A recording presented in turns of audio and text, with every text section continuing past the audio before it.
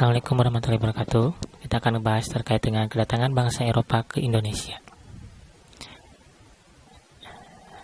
Latar belakang kedatangan bangsa Eropa ke Indonesia. Indonesia dikenal sebagai daerah penghasil rempah-rempah. Rempah-rempah yang dicari bangsa Eropa karena manfaatnya sebagai penghangat dan bisa dijadikan pengawet makanan. Selain karena harganya yang mahal, memiliki rempah-rempah juga menjadi simbol kejayaan seorang raja pada saat itu. Dari faktor-faktor itu, banyak bangsa Eropa yang berusaha untuk menemukan daerah penghasil rempah-rempah. Hal-hal yang mendorong kedatangan bangsa Eropa ke Indonesia. Pertama, konsep 3G, Gold, Glory, Growth, Prosper, kekayaan, penyebaran agama, kejayaan. Kemajuan ilmu pengetahuan dan teknologi seperti teori heliocentrisme, penemuan kompas, teropong, dan peta. Buku Image Mundi dan Il Million karangan Marco Polo yang berisi tentang penjelajahan ke timur. Jatuhnya kota Konstantinopel pada tahun 1453. Portugis. Bartolomeu Dias melakukan perjalanan samudra dan sampai di Tanjung Harapan, Afrika Selatan pada 1488. Penjelajahan lalu diteruskan Vasco da Gama yang sampai ke Goa, India pada tahun 1498. Lalu pulang ke Lisboa, Portugal dengan membawa rempah-rempah. Portugis pun semakin gigih dalam mencari sumber rempah-rempah. Untuk itu, Portugis melanjutkan ekspedisi ke timur yang dipimpin Alfonso Albuquerque untuk menguasai Malaka. Ia berhasil menguasai Malaka sebagai pusat perdagangan rempah-rempah di Asia Tenggara pada 10 Agustus 1511. Yang kedua, Spanyol. Orang Spanyol yang pertama kali melakukan penjelajahan samudra adalah Christopher Columbus. Ia berlayar ke arah barat melewati Samudra Atlantik sesuai perjanjian Tordesillas menuju India sekitar tahun 1429 sampai 1502. Ternyata ada kesalahan karena sebenarnya ia sampai di benua Amerika. Yang ia pikir adalah India. Penjelajahan berikutnya dilakukan Magalhaes dari Spanyol ke barat daya melintasi Samudra Atlantik sampai di ujung selatan Amerika. Kemudian melewati Samudra Pasifik dan mendarat di Filipina pada tahun 1521. Pelayaran Magalhaes berpengaruh bagi dunia ilmu pengetahuan karena dirinya berhasil membuktikan bahwa bumi itu bulat. Penjelajahan Magalhaes kemudian dilanjutkan Sebastian Elcano pada 1521. Sebastian Elcano berhasil berlabuh di Tidore. Namun kedatangan mereka dianggap melanggar perjanjian Tordesillas. Untuk menyelesaikan permasalahan keduanya, Portugis dan Spanyol melakukan perjanjian Saragossa 1529. Pada 1596, Cornelis de Houtman berhasil mendarat di Banten. Sikap Belanda yang kurang ramah dan berusaha memonopoli perdagangan di Banten membuat Sultan Banten saat itu marah. Akibatnya, ekspedisi ini terbilang gagal. Sekitar 1598 sampai 1600, pedagang Belanda mulai berdatangan kembali. Kedatangannya kali ini dipimpin Jacob van Eyck. Ia berhasil mendarat di Maluku dan membawa rempah-rempah. Keberhasilan Van Eyck menyebabkan semakin banyak pedagang Belanda datang ke Indonesia. Yang keempat, Inggris. Masuknya bangsa Inggris ke Indonesia juga bertujuan mencari rempah-rempah. Tokoh penjelajahnya adalah Sir Henry Middleton dan James Cook. Henry Middleton mulai menjelajah di tahun 1604 dari Inggris menyusuri perairan Cabo da Roca, Portugal dan Pulau Canary. Henry Middleton melanjut menuju perairan Afrika Selatan hingga Samudra Hindia. Ia sampai di Sumatera lalu menuju Banten di akhir 1604.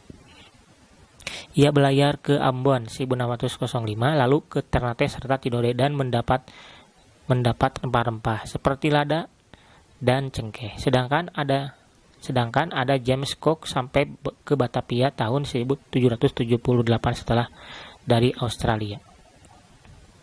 Perkembangan kekuasaan bangsa Eropa di Indonesia.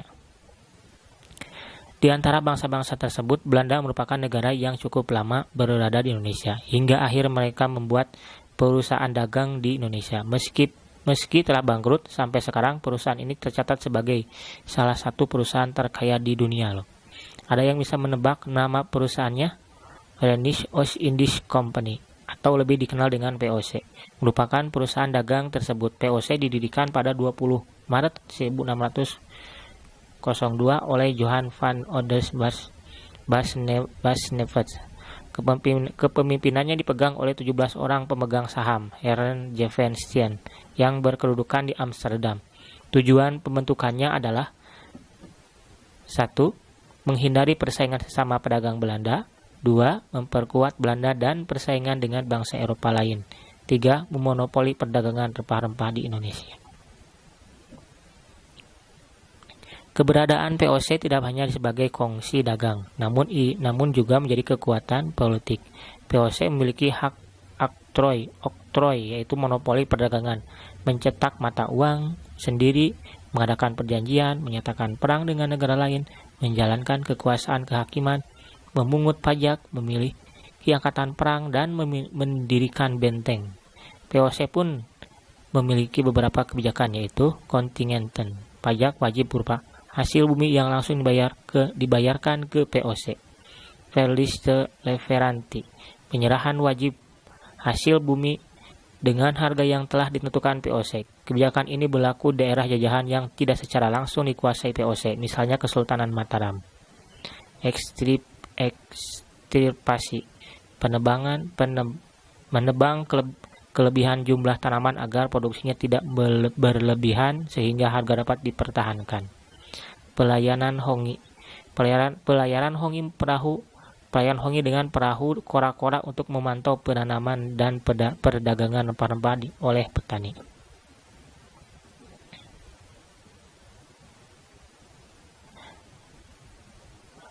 Perebutan politik hegemoni bangsa Eropa di Indonesia. Masa pemerintahan Republik Batav, Kerajaan Belanda dipimpin Louis Napoleon yang merupakan adik Napoleon Bonaparte, mengangkat Gubernur Jenderal Herman William Daendels pada tahun 1808 untuk mempertahankan Pulau Jawa dari serangan Inggris. Tugas lainnya adalah memperbaiki nasib rakyat selaras dengan cita-cita revolusi Prancis. Adapun kebijakan Daendels adalah sisi negatif pemerintahan Daendels adalah membiarkan terus praktik perbudakan serta hubungan dengan raja-raja di Jawa yang buruk, sehingga menimbulkan banyak perlawanan. Daendels ditarik ke Eropa lalu digantikan Gubernur Jenderal Janssens pada tahun 1811. Masa pemerintahannya tidak lama karena pasukan Inggris datang menyerang. Janssens dan pasukannya menyerah dengan ditandatanganinya perjanjian Tuntang, sehingga selanjutnya Nusantara berada di bawah kekuasaan Inggris. Kebijakan Gubernur Daendels, Herman William Daendels. Bidang pertahanan, membangun jalan Anyer Panarukan, mendirikan benteng, membangun pangkalan laut di Merak dan Ujung Kulon. Bidang ekonomi, mengeluarkan uang kertas, monopoli perdagangan beras, penerapan Prengesstelsel, kewajiban bagi rakyat Priangan dan sekitarnya untuk menanam kopi. Bidang pemerintahan, membagi Pulau Jawa menjadi 9 prefektur, membangun kantor pengadilan, mengangkat bupati menjadi pegawai pemerintah. Masa pemerintahan Inggris. Pada 1811, pimpinan Inggris di India Lord Minto memerintahkan Thomas Stafford Raffles yang berada di Penang untuk menguasai Pulau Jawa. Penjajahan bangsa Inggris tidak berlangsung lama. Sejak 1806, Inggris menyerahkan kembali kekuasaannya kepada Belanda. Indonesia kembali berada di bawah kekuasaan Belanda. Kebijakan Thomas Stafford Raffles, bidang pemerintahan, membagi Pulau Jawa menjadi 16 keresidenan, melarang kerja paksa dan perbudakan. Bidang ekonomi, land rent, sewa tanah, para petani diwajibkan membayar pajak atas pemakaian tanah karena pemilik tanah adalah pemerintah. Bidang ilmu pengetahuan, merintis berdirinya Kebun Raya Bogor, menulis buku History of Java dan menemukan bunga Rafflesia Arnoldi. Masa pemerintahan Belanda. Van der Cavelon ditunjuk sebagai Gubernur Jenderal, menerapkan kebijakan dalam menghapuskan peran penguasa tradisional, menerapkan pajak yang memberatkan rakyat sehingga muncul banyak perlawanan dari rakyat. Belanda juga mengutus Johannes van der Bosch untuk meningkatkan penerimaan negara Belanda yang kosong akibat perang dengan masyarakat Nusantara dan bangsa Eropa lainnya. van der Waals memberlakukan sistem tanam paksa Kulturstelsel sejak tahun 1830. Penerapan Kulturstelsel banyak mengalami penyimpangan, seperti waktu tanam yang melebihi usia tanam padi. Tanah yang seharusnya bebas pajak tetap kena pajak, sehingga rakyat harus menyediakan sampai setengah tanahnya. Meski begitu, tanam paksa juga berdampak positif, karena rakyat Indonesia mengetahui jenis-jenis tanaman baru dan mengetahui cara tanam yang baik.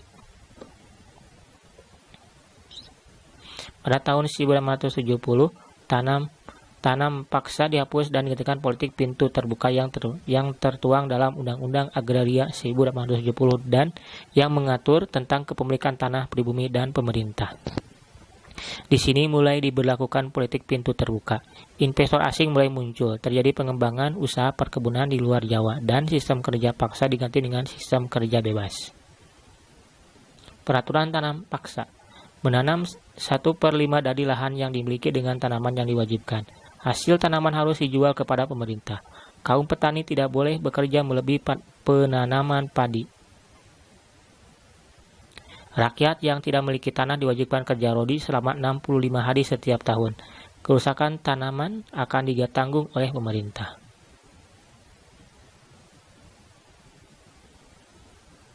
Perkembangan agama Kristen. Agama Katolik dibawa oleh kaum misionaris Portugis, pada salah satunya ada Estevão Franciscus Xaverius 1506 sampai 1552 yang mengunjungi Ambon, Ternate, dan Halmahera pada tahun 1546 sampai 1547.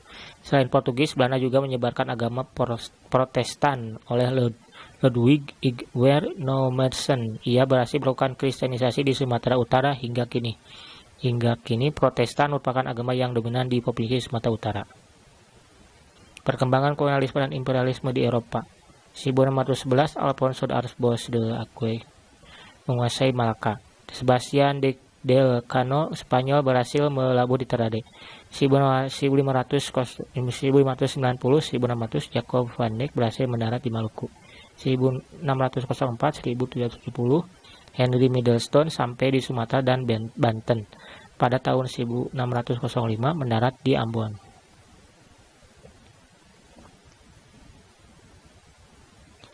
Demikian, terima kasih.